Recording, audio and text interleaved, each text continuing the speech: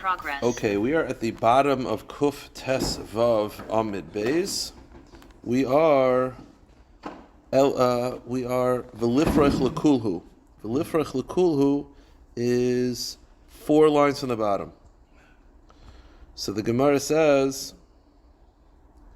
I'm sorry, 2 lines from the bottom. Velifrech Lekulhu. Let me just review what the Gemara is doing. The Gemara is trying to find a source that Basa B'chalav is Aser B'hana. So this was the flow. This little bit in the Gemara I'm going to do fairly quickly because it's a drasha-based concept, and then we'll get back into the sugya. But basically, the Gemara said like this: how do I know Basa B'chalav is Asa B'hana? So the Gemara says, let's learn out from Arla, which is Asa B'hana. The Gemara says, can't, because Arla is Asa from the moment of its inception, when it grows. Basa B'chalav is not. So the Gemara says, okay, I'll learn out from Chametz. Chametz is not Asa from the moment of inception, Asa B'hana. Chametz is Kares. So you expect, because you've been doing Gemara long enough, to know Arla techiach, the Chazar Adin, the Gemara doesn't do that. The Gemara says, Klaya Kerem yechiach. Fine, let's bring in Klaya Kerem. So Klaya Kerem is Klayim, and it's Asa B'hana, so it's not Chayiv Kares. So the Gemara says, V'lifrach lekulhu, maluk lekulu shekin gedulei karka.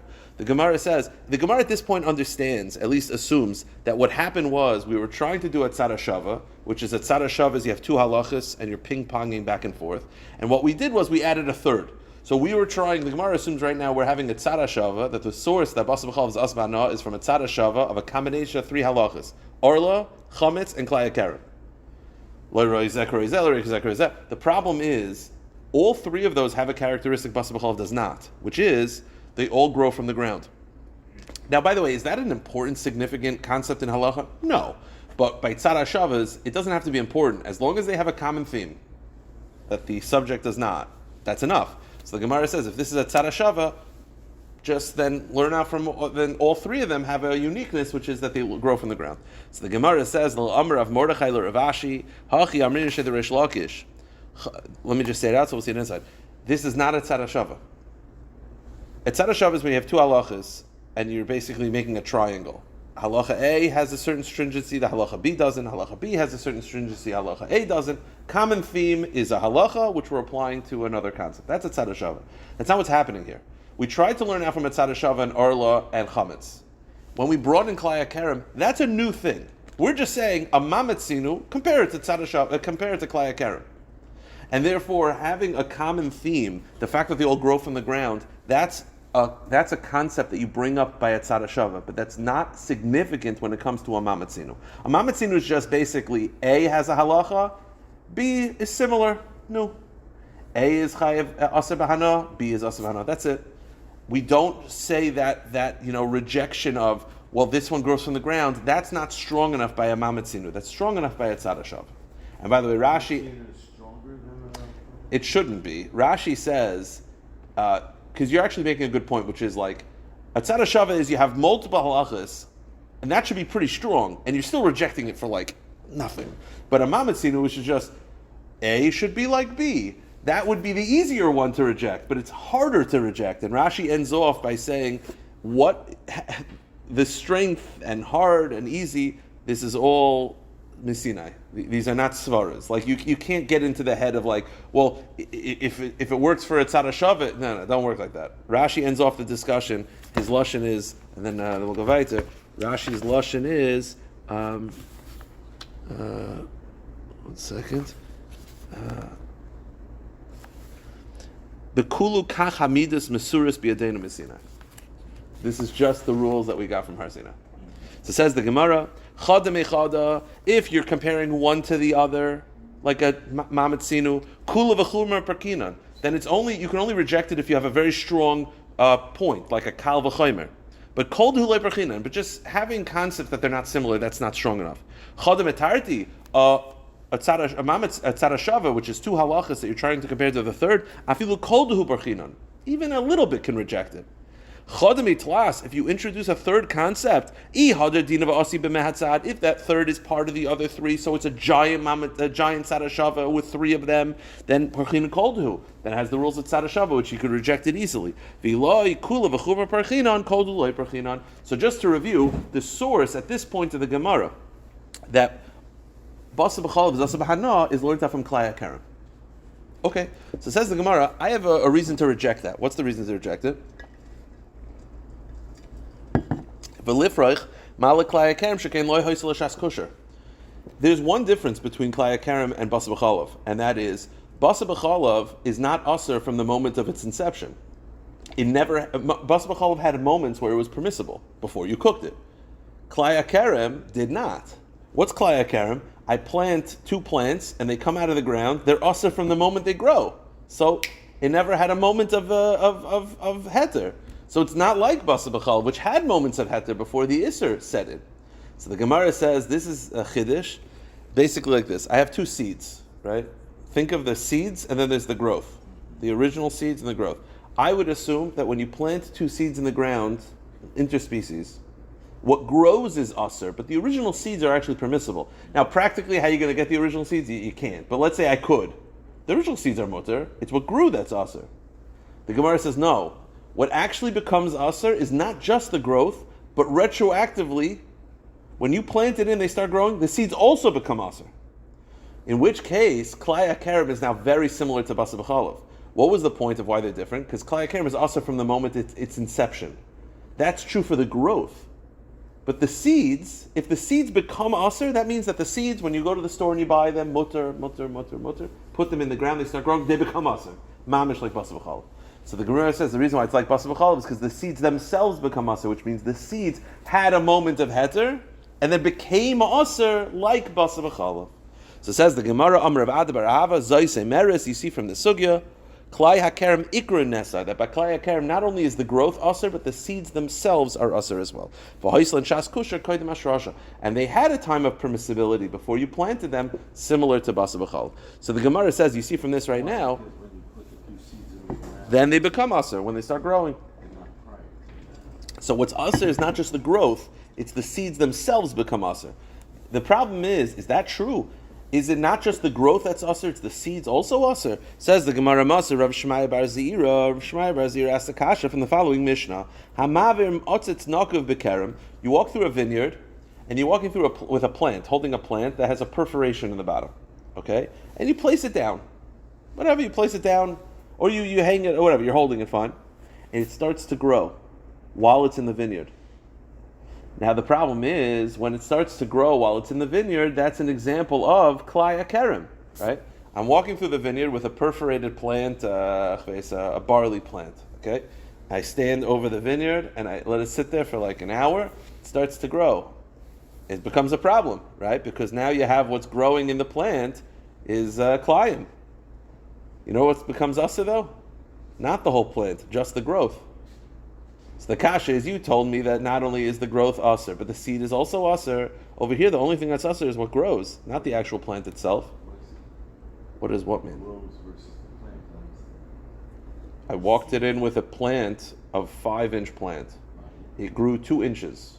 The 2 inches is what's aser, not the 5-inch plant. So you see that what's become aser is just the growth, not the original plant, not the seeds. The original plant was you took 2 seeds. No. Listen, I walked through a vineyard with a perforated plant. It was already 5 inches. I walk through and I stand there, and it grows 2 inches while I'm standing there. What's aser is the 2 inches. Why is it aser? Because it's klayim. I'm standing with a plant of barley above a vineyard, and it's perforated, so it's considered connected. So now it's considered growing. What's aser is just what grew, not the original plant itself. I thought you got finished telling me that now what's aser is the seeds also. I thought everything becomes aser. Now you're telling me no, just what grew is aser, not the original plant. Correct. It's perforated is in halacha. It's mechuber lekarka. Says the Gemara, Artzis Nakav. So the Gemara says, Ha'isiv Masayim Aser, Ha'isiv Hin Loi, Ha'isiv Loi. So wait a minute, do the original seeds become Aser or just what grew? So the Gemara says, it depends. If you planted seeds in the ground, then the seeds become Aser. If it's this example of just carrying an already planted plant through the vineyard, then what becomes Aser is only the growth. And we have a pasuk for this. Amr Abaya Trei Kroiksiv. There are 2 psukim. One pasuk says, Pentikdash Hamleya. Pentikdash means that if you grow by klayim, tikdash means it becomes aser. Hamaleya. Hamaleya means only what grew becomes aser.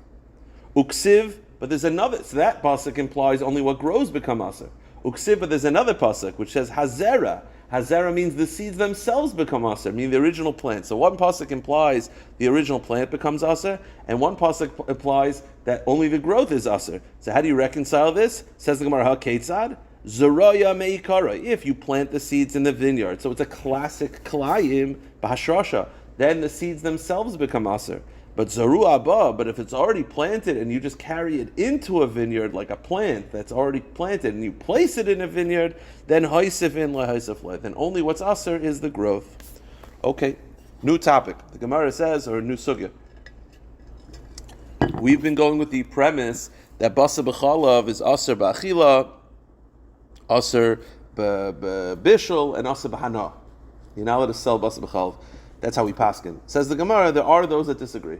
Masisin delaika haitana. There's a brisa that holds that basa b'chalav is not aser b'hana. It's just aser b'achila and just aser b'bishul, but there's no iser hana. Titania, Rav Shimon ben Yehuda, Rav Shimon bar Yochai holds basa b'chalav aser b'achilu muter b'hana. Rav Shimon bar Yochai shita is that basa b'chalav you're allowed to sell. It's muter b'hana. Shenemar, what's his source? Because the pasuk says regarding basa b'chalav am kadosh ata. It calls Klal Yisrael an am kadosh by basa b'chalav, and we find by treifa anshe kodesh tiunli. So the same kodesh is used by basa b'chalav and by treifa. Mad lahalan aser b'achilu muter b'hana, just like treifa is muter b'hana. Afkan aser b'chilo muter b'hana. So to basa b'chalav is muter b'hana itself as well. Rav Shimon is always a Shimon. Rav Shimon bar Yehuda, Mishum Rav Shimon. The name of Rav Shimon. Okay, now our Mishnah had said that according to Rav Akiva, chicken and chaya and oif, chicken and milk is only derabbanan. Says the Gemara, and what's his source? Rav Akiva's source is because it says b'chalevi mai 3 times, one to exclude an oif, one to exclude a chaya, and one to exclude chazer. There's no basa b'chalav by all 3. The problem was, if you remember, about 5 days ago, the Gemara used chalevi mai for 6 things, and then we whittled it down to 3. The problem is, Rav Akiva uses it for these 3 things. I thought they were used for an entirely different 3 things. Meaning, Rav Akiva holds that the b'chalevi mai 3 times is one to exclude a chaya, one to exclude an oif, and one to exclude behemoth tameya. The problem is 5 days ago we used it for other things. So how does Rav Akiva reconcile this? Says the Gemara, ha'afkel the Shmuel. Didn't Shmuel use these psukim other than like Rav Akiva? So what's going on? So the Gemara says, Kesaver Rav Akiva iser chal al iser. Rav Akiva holds that an iser is chal on an iser, and therefore, one of the pasuk that was used for, Shmuel used b'chalev mai 3 times. One is to tell me that if you cook chaylev or nevela, it's basa b'chalev. The reason why he needed that is because Shmuel holds ein iser chal al iser, which means once something is aser, it can't be aser a second time. So once it's chaylev or nevela, it can't become basa b'chalav. So I need the pasuk to override that. Rav Akiva holds iser chalal iser. So once it's iser chalal iser, then whether it's basa b'chalav or nevela, or whether it's chaylev or nevela, we'll see. It's a long day. We'll see whether it's chaylev or nevela. You don't need a pasuk to say that chaylev or nevela is basa b'chalav because iser chalal iser. So there's no reason to not make it basa b'chalav. So kasav Rav Akiva iser chalal iser. And therefore, chaylev meisa leitzricha kra. The fact that chaylev can be basa b'chalav as well, or nevela can be basa b'chalav as well, is pasha. You don't need a pasuk. So now we're down from 3. He has 1 extra. The second one that Shmuel used it for is to tell me that a fetus, that if you cook a fetus that you find in the mother's womb with milk, is basa b'chalav. Rav Akiva says it's pasha. I don't need a pasuk for that. A fetus is meat. Why would I think otherwise? A fetus is meat, so it's pasha. It's basa b'chalav. Shil gedima al yahi. And the last one. I'm sorry, that's all 3. That's it. So chaylev, nevela, and shlil. So he doesn't hold of any of them. Therefore, he has 3 extra psukim. Prat l'chayev oif l'behemoth tameya. Okay. One last sugya until I get to the Mishnah is like this. Rav Akiva said that chicken, chaya, and oif are not included in basa b'chalav because this is b'chalevi mai 3 times. One to exclude an chaya, one to exclude an oif, and one to exclude chazer, behemoth tameya. Then the Mishnah brought Rav Yosi. Rav Yosi says chicken is not basa b'chalav deraisa because it says b'chalevi mai yatsa oif that doesn't nurse from its mother. So Rav Akiva and Rav Yosi are saying the same thing, which is that oif is not deraisa. What's the difference between the two? They both have different sources. Rav Akiva is from b'chalevi mai 3 times. Rav Yossi is from Imai, and Yatsa Oiv She'ena doesn't drink the mother's milk. What's the difference between these two? They're both saying the same thing, seemingly. So says the Gemara, Ma Yika ben Rav Yossi Haglili Rav Akiva. What is the difference between Rav Yossi Haglili and Rav Akiva? So the Gemara says, first of all, Ika ben Chaya is a Chaya derabanan. Rav Yossi Haglili says the source that birds are only derabanan is because they don't nurse from their mothers. Chayas do. So according to Rav Yossi Haglili, Chayas is taka asa deraisa. Not birds, but Chayas are. Rav Akiva puts Chayas and Oifus together. Both are derabanan. So that's one distinction between Rav Akiva and Rav Yossi Haglili, is are Chayas derabanan or deraisa. Rav Yossi Haglili is savar Chaya deraisa, Rav Akiva savar Chaya derabanan. That's the first approach of what's the distinction. The second approach is, are Chayas even asa derabanan? According to Rav Akiva, Chayas are not Oifus. The second shot is, the difference in Rav Akiva and Rav Yossi Haglili are birds as chicken and milk asa derabanan at all. According to Rav Akiva, it's not deraisa, but it's derabanan. According to Rav Yossi Haglili, it's mutter. You're allowed to have chicken and milk. He holds that there's no gzeres chazal against chicken and milk. It's a big chiddush of Rav Yossi Haglili. Iba isema oif ikabenayu. The nafkamina is, are you allowed to have chicken parmesan derabanan? Rav Akiva savar chaya va'oif eina min atayra hamiderabanan asiri. Rav Akiva holds that chicken and milk, while it may not be deraisa, it's still at least aser derabanan.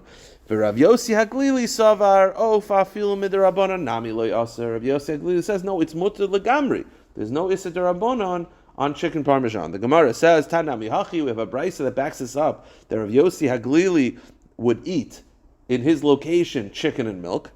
Because the famous brisa from Shabbos, we know that you're allowed to bris milas deicha Shabbos, but there's a shaila of, are you allowed to, let's say, carry the knife? It's hechsher mitzvah deicha Shabbos. The Gemara says b'mekaymai Rav Eliezer, in the location of Rav Eliezer, ha yukarsim eitzim lasis p'chomim lasis barzel. Not only is the bris milah deicha Shabbos, you can make the knife. You could heat up fire to make the knife to make the bris milah. Hechsher mitzvah is also deicha Shabbos. Then the brisa says b'mekaymai Rav Yossi Haglili, in the location of Yossi Haglili, ha yu'oichlin basar oif b'chala. They would eat chicken and milk. It's not even aser derabanan. Okay, the Gemara says, Yeah, the Gemara says Levi. Why would they put them both together? In one case It's showing you the Chazal cases where certain hanhagis were mutter in certain locations. Levi ikul lebe Yosef Rishba. Levi went to the house of Yosef, the bird trapper. Aisla kamiresha to tavasa b'chalva. They brought him a peacock's head in milk. So it was a peacock's head. A peacock is a kosher bird. Peacock's head in milk that was cooked together. So lo yachol lo yamar v'lemidi. He didn't stop them. He didn't stop. Levi didn't stop everyone from eating, even though Levi didn't eat it. He didn't stop people from eating chicken and milk together. When Levi came before Rabbi and told him the story, Amar Le, Rabbi says, Amai loy meshamtinan. Why didn't you put them in chayrim? They're eating chicken and milk together. What's going on? So Amar Le, Aisid Rav Yehuda ben Beseirahi. They live in the location of Rav Yehuda ben Beseira. Va'amina darsh like Rav Yossi Haglili, and Rav Yehuda ben Beseira holds perhaps like Rav Yossi Haglili, Damar Yatsa Oif She'ein Loy Chalavim. That chicken and milk is mutter even the Rabbanon, and therefore because they have what to rely on, I'm not going to put them in chayrim. Okay, new Mishnah. Now the next in the Mishnah you have to understand is this side. Okay, this is very important. The way you make cheese is there's a stomach in the cow called the keva. Okay, there's two different methods of how you could make cheese. You could take the actual stomach lining, the flesh of the animal, and put it into milk. Now that's obviously going to be major issues because that's meat into milk, as you can imagine. Or you could take the curdled milk that's found in the stomach. When the baby nurses from the mother, the milk goes into that stomach. The enzymes on the stomach line make the milk like curdled. You take that curdled milk and you put it into other milk, it'll turn it into cheese. So our Mishnah is going to discuss what is the status of the curdled milk that's found in the stomach of different animals. So it says the Mishnah, Kevas oivik kechavim. You have a goyish animal. Rashi explains what's a goyish animal. It means an animal that they shot in the head. It's a nevela, b'kitzur. You have a nevela. You find the curdled milk in the stomach of a nevela. So here's the shaila, and this is going to be talked about in today's daf. I know you can't eat a nevela. What about the curdled milk that you find in a nevela? Now, I would personally think it's okay because it's not the animal itself. and it came from a kosher cow, it's kosher milk, it happens to be sitting in the nevela's stomach, but so what? It's not nevela. The Gemara at this point understands that the milk that's sitting in the nevela has a status of the nevela itself, and therefore it's forbidden as well. Okay, so kevas oivik. So this curdled milk that's found in the stomach of a goyish cow, meaning a cow that's a nevela, or shel nevela, or a nevela, which by the way the Gemara is going to point out, aren't those two the same thing? Oivik chavim is nevela, shel nevela, it's the same thing, okay? Hareza asura, it's asur, because at this point the Mishnah goes with the premise that anything that's found in the stomach of a nevela has the status of a nevela, even if it's not the flesh itself. Okay? Now, that's regarding the curdled stomach, the curdled milk. Let's say I took the actual flesh of a cow, kosher cow, shechted it, and I take the stomach lining. The problem is the stomach lining is meat. Milk is chalav. Basar b'chalav is a no-no. So the question is, if I made cheese out of it, what's the halachas? The halacha is there shishim? If there's 60 times the milk to the stomach lining, then it's mutter, because then it's batal b'shishim. If there's no 60 times, then it's a problem. So it says the Mishnah, hamamid ba'ar shel keva kshera. If you take the stomach lining of a kosher cow and put it into milk and turn it into cheese, go to the next page. Im yesh b'banosein tam, if the milk still tastes like meat, i.e. there's no shishim, hareza asura, then it's a problem. But if there is shishim, then it's fine. Okay? Now we started at the beginning of the Mishnah that if you find curdled milk inside the nevela, it's a problem, because the curdled milk has the status of the cow itself. Even though it's not part of the cow, but it has the status of the cow itself. The Mishnah now contradicts itself. And the Mishnah says, Keshera sheyanka min atrefa. If a kosher animal drink milk from a trefa, okay? So you have an animal animal A is a trefa, animal B is the baby, and it drinks the milk, and now it has curdled treif milk in its belly. You know what the halach is? It's a problem. Because we don't care what animal the milk is in, we care about the source material. If it came from a treifa, that means it's treifa milk. Then it's a problem. Kshera sheyanka min atrefa. Meaning, if let's say you have a cow that suckled from a pig, so it has pig milk sitting in its stomach, so it's hariza surah, it's a problem. It's inside the cow, who cares? It comes from a pig. The opposite, treifa shiyanka min kshera. If let's say you have a non-kosher animal that suckles from a cow, so it's kosher milk, so you have kosher milk sitting in a non-kosher belly, the halacha is kevasa muteris, it's mutter. Because we don't care where it is, we care the source. So it's a bit of a contradiction. The beginning of the Mishnah said that the curdled milk found inside a nevela is going to be a problem, even though it's kosher milk, because it's sitting in a nevela, it's a problem. But then the Mishnah says that if you have kosher milk sitting in a non-kosher animal, it's fine, because the source material is fine. So the question is, do you go by the source material, or do you go by where the milk is right now? That's a bit... If you have milk that's kosher, that's sitting in a nevela, it's a problem.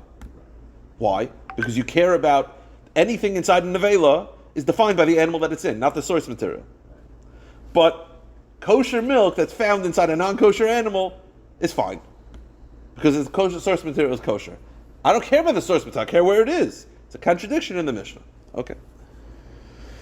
Now, before we get to that problem, the Gemara is going to first ask the question that I mentioned before. The Mishnah started off by kevas oivik echavim. So that means that the curdled milk found inside a goyish animal. What's a goyish animal? A nevela. And then the Mishnah says vishal nevela. They're the same thing. Why are there two cases? Says the Gemara, Otu kevas oivik echavim lam nevela. Why are there two cases? So the Gemara says, Amar Rav Huna, hacha belekech gedim min oivik echavim askinan, v'chayshinan shemiyonuk min atrefa. The Gemara says, I'll tell you like this. So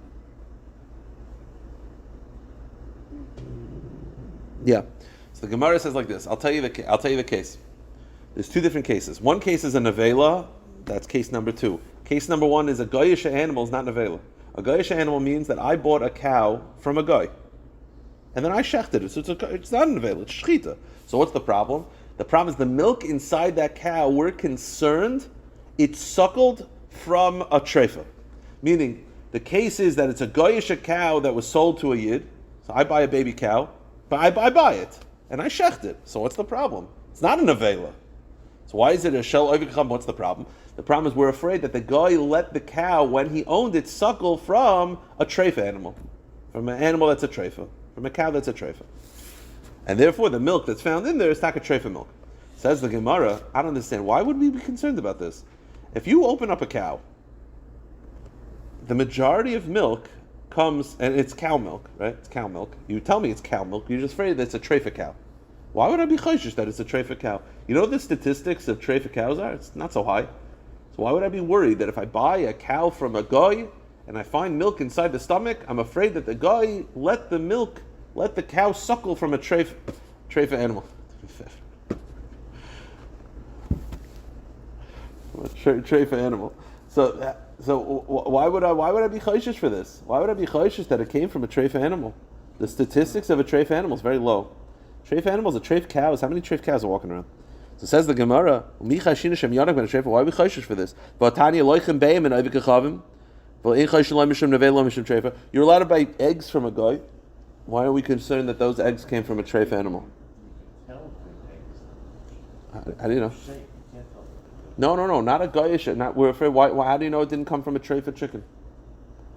Not a lizard. A treifa chicken. You're telling me we're afraid that it suckled from a treifa cow, then shouldn't be allowed to buy eggs from a chicken from a guy because it might be a treifa chicken. What's the answer? What's the statistics of chickens that are treifa? Not very high. Treifa animals just drop dead usually. They're not healthy enough to suckle and to give off milk so why are we chayshish? So the Gemara says you're right. The case is I bought the cow from a guy. And I found milk in there, and the milk's a problem. Why? Not that I'm chayshish that it suckled from a treif animal. I'm chayshish that it suckled from a chazer. Now I would think that that's even less likely, but the Gemara points out that's actually very likely. I'll tell you why. Goyim don't care because their animals are all together. We don't have, our cows are not near non-kosher animals, so there's no chance of it happening. Goyim let all their animals go together, and if they see a cow suckling from a zebra, whatever, or from a chazer, they're not going to stop it. What do they care? Jews would obviously stop it.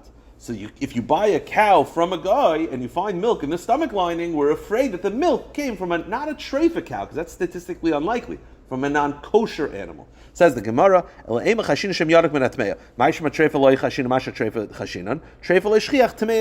it's common that it could be near a chazer. Why? Gemara says, wait a minute, if it's so common, then how do you know kosher cows didn't suckle from a pig? And the Gemara says, Jews distance themselves from non-kosher animals, and therefore if a Jew sees a kosher animal suckling from a chazer, they would stop it. And therefore Chazal were not concerned about it. But Goyim would not stop it, and therefore they were chayshish that the milk found inside the stomach lining might have come from a chazer. Okay, but the only problem is that the Mishnah uses the word treifa. You have to change it to Tmeya. Now, that's what it means. Now, says the Gemara, Shmuel has a much more simple answer. What was the kasha? The kasha is, the Mishnah starts off by saying, Kevas Oivik Echavim, the remnant of a goyish animal. We said goyish animal is a nevela, and then it says vishal nevela. Oh, it's two cases. So we said one case is where chayshish from a chazer. Shmuel says it's one case. Shmuel Amid chadakatani keva shchitas oivik echavim nevela. It's one case. Simple. That's what the Mishnah means. It's one case. Oivik echavim shahu nevela. Okay, it's one case. Now, by the way, I mentioned before when we did the Mishnah that the beginning of the Mishnah holds that if you find milk from a non-kosher animal, or milk that's kosher, that's sitting in the stomach lining of a nevela, it's a problem. Even though the source material is fine, it's kosher milk, but if it's sitting in a nevela, it's a problem. And Shmuel is now explaining the Mishnah that way. So says the Gemara, Mi Amar Shmuel hachi v'Amar Shmuel mipnei ma asu gvinas evik echavim mipnei shemidan oisa be'or kevas nevela hakeva gufa sharia. I thought Shmuel once said that the stomach lining is a problem, not the milk inside the stomach lining. Meaning, again, I have a nevela. Let's go to the case of the Mishnah, nevela. I have a nevela, I cut it open, and there's milk in there. I cannot use that milk to make cheese, but that milk is kosher milk. Its mom was kosher. The answer is, if it's in a nevela, it's a problem. But Shmuel once said the only thing that's a problem is the stomach lining, because that's the actual nevela itself, not what's inside. In other words, when you have milk inside a nevela, we're saying right now that it's a problem, even though its source material is fine. I thought Shmuel said not like that. So the answer is, Loi kasha kan koidim chazara kan acha chazara. The answer is that there's a Mishnah in Avodah Zarah Daf Chavtes Amud Beis, and the Mishnah describes that there was a conversation between Tanoim as to what's the issue with non-kosher cheese. And basically this conversation of is the milk that's found in an avela considered an avela or not was a retraction of Rav Yehoshua. Originally Rav Yehoshua said that it's a problem and then he retracted his view. So our Mishnah, which says it's a problem, is the first version of Rav Yehoshua. He retracted his view, but our Mishnah was written before the retraction. Shmuel, who paskin that it's not a problem, was post-retraction. And that, by the way, that's going to be the answer also. I mentioned before in our Mishnah contradicts itself. In the beginning of the Mishnah says that the milk inside an avela is a problem, even though the source material, because it's in an avela, has the status of an avela. But the end of the Mishnah said that if I have kosher milk in a non-kosher animal, it's fine, because the source material is good. So do you go by the source material, or do you go by the actual animal itself? The answer is, that was the conversation in Avodah Zarah. Before the retraction, if it's in the animal, it's a problem. After the retraction, you go by the source material. So says the Gemara, Hakatani Reisha Kavis and Chamish Navel, or is there Surah?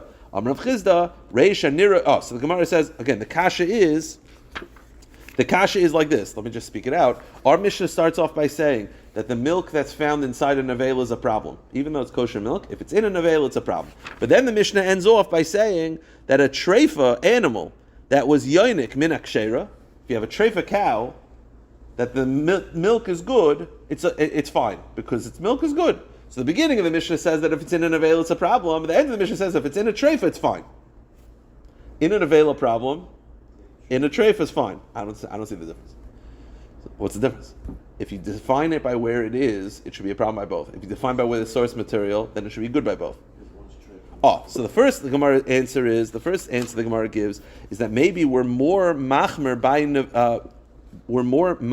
nevela than by treifa. The Gemara says.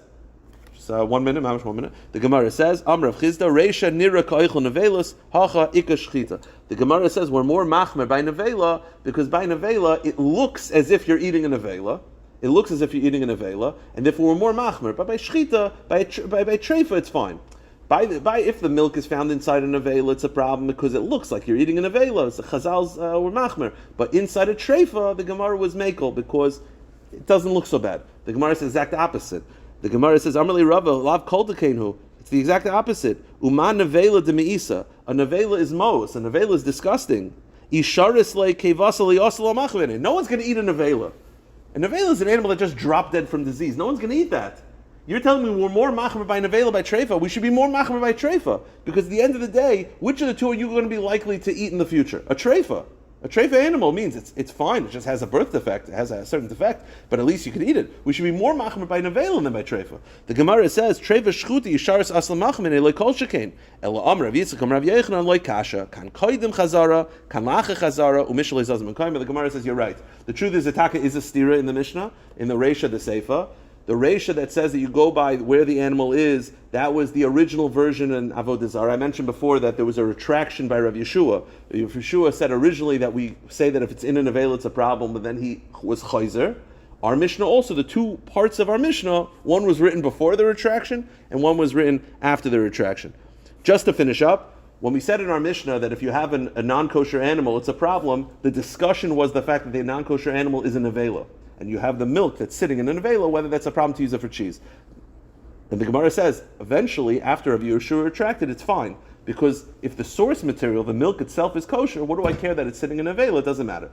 Just to finish up, to get to the Mishnah, Amrav Chia bar Abba Rav Yechanan, Mamidim bekevas nevelas, you're allowed to take the cheese that's found in an avela, because the fact that it's in an avela is irrelevant. We paskin that the source material is fine, it's fine. But, Ein Mamidim bekevas shchita savicham, if a guy shechts it, it's a problem. Why? When a guy shechts it, it's worse than an avela. You know what it is? It's avodah zarah. Guy shecht, they think avodah zarah. Therefore, everything in the animal has the status of avodah zarah. Avodah zarah is asa bahana. Amar lefanav Rav Shimon bar Rabba. Rav Shimon bar Rabba said to Rav Yechanan, "Keman k'Rav Eliezer." Is this following the shita Rav Eliezer? Damastam machshavas ayicham avodah zarah. That the issue when a guy shechts is that we assume he's thinking avodah zarah. Is that your problem? Amar lei ve'el kaman. He says, of course. So who else would it be like? Meaning, yeah, of course that's the issue. When a guy shechts, it's worse than an avela. It has the status of avodah zarah. Just to finish up, Ki Asar Rav Shmuel bar Yitzchak Rav Yochanan, Ma'amidim bei mekeves nevela bei mekeves shchitas avikchavim shlei lochu shediv Rav Eliezer. Rav Yochanan in this version disagrees. He says even if a guy shechs it, it's fine because we don't assume the average guy that shechs is thinking idolatry thoughts. V'hilchasa, and how do we paskin? Ein ma'amidim ba'or keves nevela. You're not allowed to use the stomach lining of a nevela because that's an actual nevela itself. Aval ma'amidim bekeves nevela, but you're allowed to use the rennet, the milk that's curdled inside the stomach of a nevela because the milk is kosher. Ubekeva shchitas avikchavim. And you're allowed to use the shchita of ikachavim as well because we do not chayshish that it's avodah zara. I will stop here. Wow, long daf today. Okay, so.